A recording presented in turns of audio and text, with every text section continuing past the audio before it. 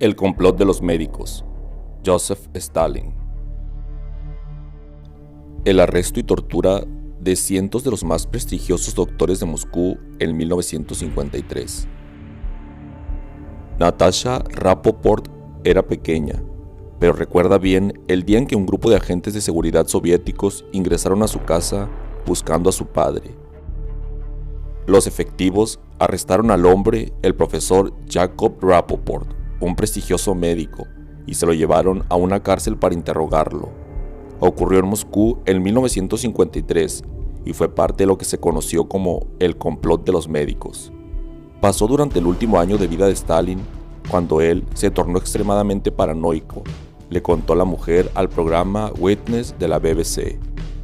Mandó arrestar a todos los principales médicos del hospital del Kremlin. Al principio, los detenidos eran unos 40, pero luego se arrestó a cientos de doctores más en todo Moscú. ¿Por qué? Según Stalin, los expertos estaban detrás de un complot para asesinar a los principales líderes soviéticos. También se los acusó de ser espías de Reino Unido, Estados Unidos e Israel. Pero la historia revelaría la verdadera causa de los arrestos. La mayoría de los detenidos eran judíos, y Stalin estaba encubriendo una purga antisemita. Propaganda. El plan del líder soviético no solo incluía arrestar a los médicos, también se lanzó una fuerte propaganda contra los llamados doctores judíos asesinos.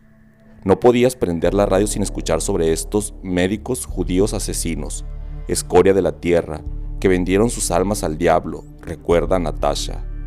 Todo había comenzado el 13 de enero de 1953, cuando los principales periódicos soviéticos publicaron un informe de la agencia oficial de prensa TASS sobre la detención de 9 doctores.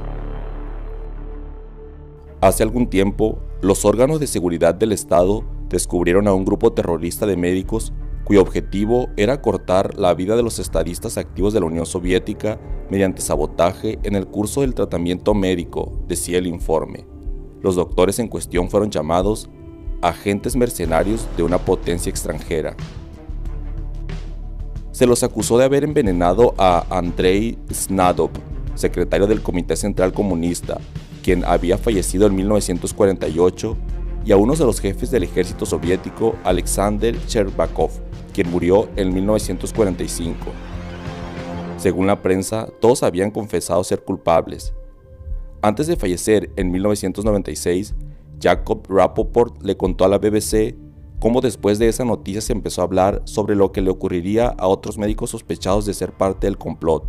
Se esparcían los rumores sobre el tipo de castigo que impondrían. Había amenazas de ahorcamiento en la Plaza Roja, señaló. Torturas. Rapoport se imaginó que pronto vendrían por él y así fue. Cerca de un mes después del primer informe sobre un complot, fue arrestado. Lo torturaron para que firmara una confesión, pero se rehusó.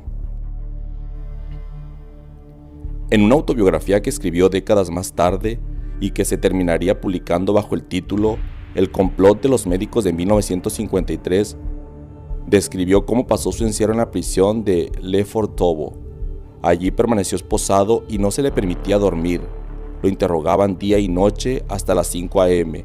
y luego lo obligaban a quedar separado hasta las 6, solo para volver a comenzar con la misma rutina.